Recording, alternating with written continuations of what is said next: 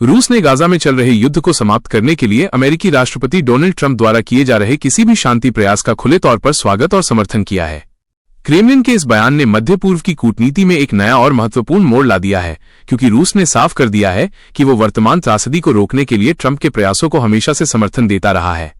ये घोषणा ऐसे समय में आई है जब ट्रंप ने इजरायली प्रधानमंत्री बेंजामिन नेतन्याहू से बातचीत के बाद गाजा में शांति स्थापित करने के लिए एक 20 सूत्रीय शांति प्रस्ताव पेश किया है। अमेरिकी राष्ट्रपति डोनाल्ड ट्रंप का ये प्रस्ताव गाजा संघर्ष में तत्काल शांति बहाली का आह्वान करता है। प्रस्ताव में मुख्य रूप से गाजा में युद्ध को तुरंत समाप्त करने और हमास द्वारा बंधक बनाए गए सभी लोगों को 72 घंटे की अवधि के भीतर बिना शर्त रिहा करने की मांग शामिल है। ये प्रस्ताव मध्य पूर्व में दशकों से चले आ रहे संघर्ष को समाप्त करने के उद्देश्य से एक व्यापक शांति योजना का हिस्सा माना जा रहा है। हालांकि इसके विस्तृत बिंदु और कार्यान्वयन की रणनीति अभी पूरी तरह से सार्वजनिक नहीं हुई है। नेतन्याहू के साथ मुलाकात के बाद ट्रंप ने इस योजना को आगे बढ़ाया है, जिसके बाद से अंतर्राष्ट्रीय प्रतिक्रियाएं आनी शुरू हो गई हैं। मॉस्को में क्रेमलिन के प्रवक्ता दिमित्री पेस्कोव ने पत्रकारों से बात करते हुए रूस के आधिकारिक रुख की पुष्टि की। उन्होंने स्पष्ट शब्दों में कहा, रूस हमेशा ट्रंप के उन प्रयासों का समर्थन करता है और उनका स्वागत करता है जिनका उद्देश्य वर्तमान में हो रही त्रासदी को रोकना है। हम चाहते हैं कि ये योजना लागू हो और मध्य पूर्व में घटनाओं को शांतिपूर्ण रास्ते पर लाने में मदद करे। पेस्कोव के इस बयान का कूटनीतिक महत्व इसलिए भी बढ़ जाता है क्योंकि रूस, जो स्वयं यूक्रेन में एक बड़े संघर्ष में उलझा हुआ है, मध्य पूर्व में भी एक महत्वपूर्ण खिलाड़ी रहा है। पेस्कोव ने यह भी स्पष्ट किया कि रूस इस शांति योजना में सीधे तौर पर शामिल नहीं है और न ही उसे इस संबंध में वॉशिंगटन से कोई संकेत मिला है। ये बिंदु इस बात पर जोर देता है कि मॉस्को का समर्थन एक तरफा है और ये गाजा संघर्ष के समाधान के लिए किसी भी रचनात्मक प्रयास को बढ़ावा देने की उसकी व्यापक विदेश नीति का हिस्सा है। उन्होंने आगे कहा कि रूस ने संघर्ष में शामिल सभी पक्षों, चाहे वे इजरायल हों, हमास हों या अन्य क्षेत्रीय शक्तियां, सभी से संपर्क बनाए रखा है और अगर आवश्यकता पड़ी तो समाधान में मदद करने के लिए वो हमेशा तैयार है। गाजा में युद्ध की शुरुआत के बाद से रूस ने अपनी नीति में एक संतुलित रुख बनाए रखने की कोशिश की है।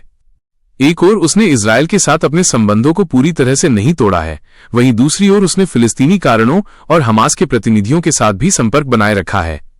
मॉस्को ने संयुक्त राष्ट्र में कई बार तत्काल युद्ध विराम के लिए प्रस्ताव पेश किए हैं, हालांकि वे अक्सर अमेरिका द्वारा वीटो कर दिए गए हैं। रूस का मानना रहा है कि मध्य पूर्व की अस्थिरता का मूल कारण इजरायल और फिलिस्तीन के बीच एक स्थायी 2 राज्य समाधान 2 स्टेट सोल्यूशन की कमी है। इसलिए किसी भी ऐसा प्रस्ताव जो तत्काल हिंसा को रोककर बातचीत की मेज पर वापसी का मार्ग प्रशस्त करता हो, रूस के लिए स्वागत योग्य है। ट्रंप का 20 सूत्रीय प्रस्ताव, जिसमें बंधकों की रिहाई और युद्ध विराम पर तत्काल जोर दिया गया है, रूस के प्राथमिक लक्ष्य संघर्ष को रोकना से मेल खाता है।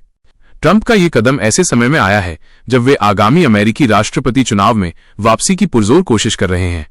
विदेश नीति में किसी बड़ी कूटनीतिक जीत का श्रेय लेना उनकी चुनावी रणनीति के लिए महत्वपूर्ण हो सकता है। ट्रंप पहले भी मध्य पूर्व में बड़े कूटनीतिक समझौते करा चुके हैं, जिनमें अब्राहम अकॉर्ड्स प्रमुख हैं, जिसके तहत कई अरब देशों ने इजरायल के साथ अपने संबंध सामान्य किए थे। इसलिए गाजा में शांति स्थापित करने का उनका प्रयास उनके राजनीतिक ब्रांड को मजबूत करेगा। रूस के समर्थन के पीछे कई कूटनीतिक गणनाएं हो सकती हैं। 1. पश्चिमी गुट में दरार। ट्रंप का यह प्रस्ताव वर्तमान जो बाइडेन प्रशासन की गाजा नीति से अलग है। रूस द्वारा ट्रंप का समर्थन करना अमेरिका और उसके सहयोगियों के बीच मतभेद पैदा करने का एक तरीका हो सकता है। यह दिखाता है कि मॉस्को वॉशिंगटन के वर्तमान नेतृत्व की बजाय भविष्य के संभावित नेतृत्व के साथ काम करने को प्राथमिकता दे सकता है। 2. वैश्विक प्रभाव बढ़ाना। ट्रंप के प्रस्ताव का समर्थन करके रूस खुद को एक वैश्विक शांति निर्माता के रूप में पेश कर रहा है, जो ये दर्शाता है कि वो संघर्ष के समाधान में किसी भी सकारात्मक प्रयास का समर्थन करने को तैयार है, भले ही वो प्रस्ताव उसके प्रतिस्पर्धी देश के पूर्व नेता का ही क्यों न हो। ये कदम रूस को अंतर्राष्ट्रीय मंच पर अधिक प्रभाव डालने का मौका देगा। 3. अप्रत्यक्ष भागीदारी। भले ही पेस्कोव ने सीधे भागीदारी से इनकार किया है, लेकिन रूस का समर्थन इस प्रस्ताव को अंतर्राष्ट्रीय वैधता का एक महत्वपूर्ण आवरण प्रदान करता है। रूस की ओर से समर्थन मिलने के बाद इस योजना पर चीन और अन्य गैर पश्चिमी देशों की सकारात्मक प्रतिक्रिया की संभावना बढ़ जाती है।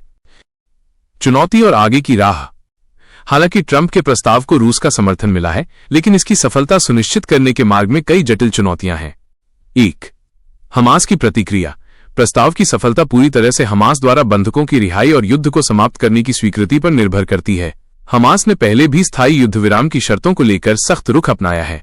क्या हमास एक ऐसे प्रस्ताव को मानेगा जो एक ऐसे अमेरिकी नेता द्वारा पेश किया गया है जिसका पूर्व रुख इजरायल के प्रति काफी झुकाव वाला रहा है? ये एक बड़ा सवाल है। 2. नेतन्याहू की शर्तें। इजरायल के प्रधानमंत्री बेंजामिन नेतन्याहू ने बार बार कहा है कि गाजा में उनका अंतिम लक्ष्य हमास को पूरी तरह से नष्ट करना है। एक तत्काल युद्ध विराम बिना किसी स्पष्ट दीर्घकालिक सुरक्षा गारंटी के उनके लिए राजनीतिक रूप से स्वीकार्य नहीं हो सकता है। हालांकि बंधकों की रिहाई की शर्त उन्हें इस प्रस्ताव पर विचार करने के लिए मजबूर कर सकती है। 3. अंतर्राष्ट्रीय सर्वसम्मति। किसी भी शांति योजना को सफल बनाने के लिए संयुक्त राष्ट्र सुरक्षा परिषद के सदस्यों और प्रमुख क्षेत्रीय शक्तियों जैसे सऊदी अरब, कतर और मिस्र की सर्वसम्मति आवश्यक है। ट्रंप के प्रस्ताव को रूस का समर्थन मिला है, लेकिन यूरोपीय संघ और वर्तमान अमेरिकी प्रशासन का औपचारिक रुख अभी भी निर्णायक होगा। यदि बाइडेन प्रशासन इस प्रस्ताव को राजनीतिक नौटंकी मानकर खारिज कर देता है तो इसकी कूटनीतिक शक्ति काफी कम हो जाएगी।